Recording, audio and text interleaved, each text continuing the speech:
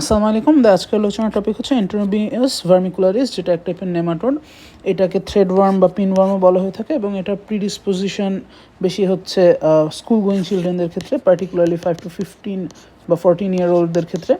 এবং এটা transmission mainly হয়ে থাকে ফিকোরাল রুটে এবং এটা পোর হাইজিনের সঙ্গে বা পোর হেলথ কেয়ার সিস্টেমের সঙ্গে বেশি অ্যাসোসিয়েটেড। ওভারক্রাউডিং, ইম্পেয়ার্ড হাইজিন বা পোর পার্সোনাল হেলথ কেয়ার সিস্টেমের ক্ষেত্রে এটা বেশি ফেভার্ড হয়, বিশেষ করে যদি হ্যান্ড ওয়াশিং টেন্ডেন্সি কম থাকে, যেটা বাচ্চাদের ক্ষেত্রে দেখা যায়, এবং নেইল বাইটিং টেন্ডেন্সি যদি বেশি থাকে। মরফোলজিক্যালি এরা হচ্ছে অন্য অন্য নেমাটোডদের মতোই সিলিন্ড্রিক্যাল থাকবে।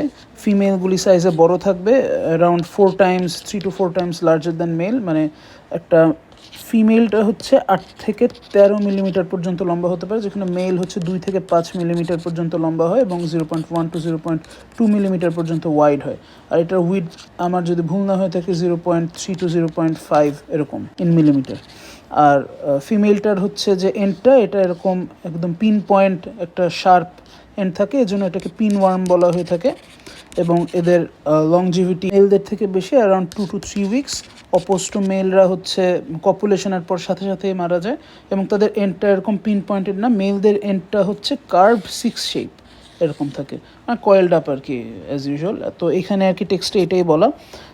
এখানে হচ্ছে মেল ওয়ার্মটা শর্টার থাকবে, কার্ভ 6 এন্ড।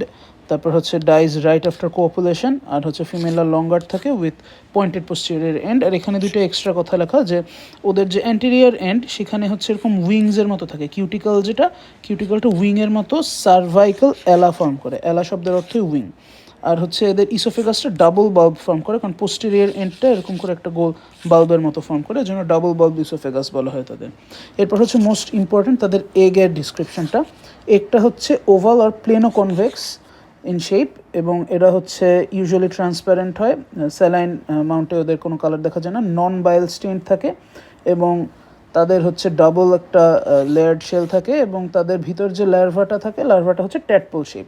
তো এটা হচ্ছে যদি ডিসক্রাইব করতে বলে, বা ইনফেকশাস স্টেজ যেটা এগ, এখানে হচ্ছে non bile stained transparent planoconvex egg containing tadpole shape larva, এটা হচ্ছে আমাদের ডিসক্রিপশনে বলতে হয়। এবং মাইক্রোস্কোপিক্যালি একটাকে ইউজুয়ালি ডেমনস্ট্রেট করা হয়, সো এটা বলতে পারাটা বেশি ইম্পর্ট্যান্ট। এনিওয়েজ, এবার আমরা লাইফ সাইকেলে আসি। লাইফ সাইকেলে আমরা জানি কিছু পয়েন্ট বলতেই হয়। Host, like most other nematodes, human is the only host in case of Enterobius. Infective ফর্মটা হচ্ছে embryonated egg containing tadpole shape larva বা ইনফেক্টিভ লার্ভা, পুরো কথাটাই বলতে হবে। মুড অফ ট্রান্সমিশনটা বেশ কালারফুল, বিভিন্নভাবে হয়ে থাকে। আমি মেইন প্রসেসটা বলছি, যেহেতু এটা 5 থেকে 14 বছর বয়সের বাচ্চাদের বেশি হয়ে থাকে। ইয়াং চিলড্রেনদের পেরিয়ানাল রিজিয়নে এই এগগুলো থাকে। তো এটা পেরিয়ানাল রিজিয়নটা প্লুরাইটিক হয়ে যায়। প্লুরাইটিক হয়ে যাওয়ার কারণে বাচ্চাদের একটা ইচিং টেন্ডেন্সি থাকে। তো ইচিংয়ের পর হচ্ছে, যেহেতু ছোটো বাচ্চা, তাদের হচ্ছে মুখে আঙুল দেওয়ার টেন্ডেন্সি থাকে, এবং এইভাবে একটা অটো ইনফেকশনের মাধ্যমে মেইনলি এটা স্প্রেড হয়ে থাকে। তো এখানে 4টা কথা বলা আছে, এটা একটু বলতে পারলে ভালো। কন্টামিনেটেড ফিঙ্গার বা নেইল বাইটিংয়ের মাধ্যমে ছড়াতে পারে, অটো ইনফেকশনের মাধ্যমে ছড়ায়, রেট্রো ইনফেকশনের মাধ্যমে ছড়ায়, বা কন্টামিনেটেড ফুড, ক্লোজ অ্যাসোসিয়েশন বা ইনহেলেশন অফ এগস, এগুলির মাধ্যমেও ছড়িয়ে থাকে। এবার আসি আমরা মেইনলি যে লাইফ সাইকেলটা। এই ক্ষেত্রে হচ্ছে ফার্স্টলি যে নিউ এগটা পেরিয়ানাল স্কিনে থাকে, এদের এক্সটার্নাল বা এক্সোজেনাস বা ইন্ডোজেনাস অটো ইনফেকশনের মাধ্যমে এরা ইনজেস্টেড হয়। তো এক্সোজেনাসলি যেটা হয়, এক্সোজেনাসলি এমব্রায়োনেটেড একটা ইনজেকশন হয় ফিকোরাল রুটে। এটা হচ্ছে গাটে আসে, স্মল গাটে এসে তারা এই এগ থেকে লার্ভাটা বের হয়ে আসে। লার্ভাটা হচ্ছে দেন স্মল গাট থেকে লার্জ গাটে যায়, সিকাম এবং অ্যাপেন্ডিক্স টু বি এক্স্যাক্ট। সেখানে হয়ে তারা হচ্ছে অ্যাডাল্ট ওয়ার্মে কনভার্টেড হয়। এক্ষেত্রে হচ্ছে ফিমেলটা বেঁচে থাকে, মেলটা হচ্ছে ফার্টিলাইজেশনের পর মারা যায়। ফার্টিলাইজেশন হওয়ার পর হচ্ছে যে গ্র্যাভিড ফিমেলটা, তারা লার্জ গার্ড থেকে পেরিয়ানাল রিজিয়নে তারা মাইগ্রেট করে। Gravid female migrates to perianal region, সেখানে এসে তারা ডিম আর কি লে করে, এগ লে করে পেরিয়ানাল স্কিনে। সেই পেরিয়ানাল স্কিনে এগ লে করার পর হচ্ছে এই নিউ একটা আবার এই সাইকেলে ঢুকে যায়, অথবা হচ্ছে এই নিউ একটা এন্ডোজেনাসলি গ্রেড করতে পারে। এই ক্ষেত্রে হচ্ছে যেটা হয় যে একটা পেরিয়ানাল এরিয়াতেই হ্যাচ আউট করে দেন তারা হচ্ছে আবার নিজেরাই ওয়ার্মগুলি লার্জ ইন্টেস্টাইনে যায় ব্যাকফ্লোর মাধ্যমে, অ্যানাস দিয়ে ব্যাকফ্লো করে রেট্রোগ্রেড মাইগ্রেশনের মাধ্যমে তারা সিকাম অ্যাপেন্ডিক্স এরিয়ায় গিয়ে দেন ফার্দার আবার অ্যাডাল্ট ওয়ার্মরা ফার্টিলাইজেশন করে আবার এগ লে করে এভাবে চলতে থাকে। তো বেসিক্যালি এখন একটা ভাইভার কোয়েশ্চেন জিজ্ঞেস করা হয় যে কেন তারা পেরিয়ানাল রিজিয়নে এসে এগ লে করার জন্য, কেন তারা মানে বডির ভিতরে এগ লে করতে পারে না? কারণ হচ্ছে eggs require maturation stimulated by oxygen. অক্সিজেনের প্রেজেন্সটা তাদের জন্য ইম্পর্টেন্ট এগের ম্যাচুরেশনের জন্য, এজন্য তাদের বাইরে আসাটা ইম্পর্টেন্ট, এজন্য বাইরে ডিম পারে। আর প্রিপ্যাটেন্ট পিরিয়ড হচ্ছে 3 থেকে 4 উইক, এটা ওয়ার্থ মেনশনিং। আচ্ছা, এবার হচ্ছে ক্লিনিক্যাল ফিচার কি? ম্যাক্সিমাম কেসেসে অ্যাসিমটোমেটিক থাকে, বাট মোস্ট প্রমিনেন্ট যে ক্লিনিক্যাল ফিচার সেটা হচ্ছে পেরিয়ানাল এবং পেরিনিয়াল প্রুরাইটাস, এবং এটা নকচার্নাল বা আর্লি মর্নিংয়ে বেশি অবজার্ভড হয়, আর্লি মর্নিং। এবং যদি বেশি ওয়ার্মের লোড থাকে, ওয়ার্ম বার্ডেন যদি হেভি থাকে, সেই ক্ষেত্রে হচ্ছে অ্যাবডোমিনাল পেইন হতে পারে, কারণ সিকাম অ্যাপেন্ডিক্সে তারা বেশি অ্যামাউন্টে আছে, সেখানে পেইন হতে পারে। দেন হচ্ছে নকচার্নাল অ্যানিউরেসিস হতে পারে, মানে রাতের বেলা বেড ওয়েটিংয়ের টেন্ডেন্সিটা বেড়ে যেতে পারে। Weight loss, irritability and restlessness, যে বাচ্চাদের বারবার হচ্ছে ওয়ার্মরা বাইট করছে, সেক্ষেত্রে তারা রেস্টলেস এবং ইরিটেবল হতে পারে।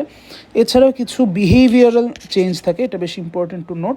তাদের যে প্রাইমারি এটা যেহেতু নকচার্নালি এই ওয়ার্মরা আর কি বেশি অ্যাক্টিভ থাকে, সো তাদের হচ্ছে রাতের বেলার ঘুমটা নষ্ট হয়ে যায়, লেস স্লিপ অ্যাট নাইট। তারপর হচ্ছে ফুড হ্যাবিটটা চেঞ্জ হয়ে যায় উইথ স্পেসিফিক তাদের প্রিপন্ডারেন্স ফর সুইট ফুড। তাদের নেইল বাইটিংয়ের টেন্ডেন্সি, টিথ গ্রাইন্ডিংয়ের টেন্ডেন্সিটা বেড়ে যায়, দাঁত কামড়ানো, নখ কামড়ানো, এগুলি।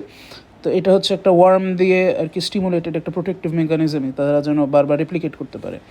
কমপ্লিকেশন মেনলি ফিমেলদের বেশি হয়।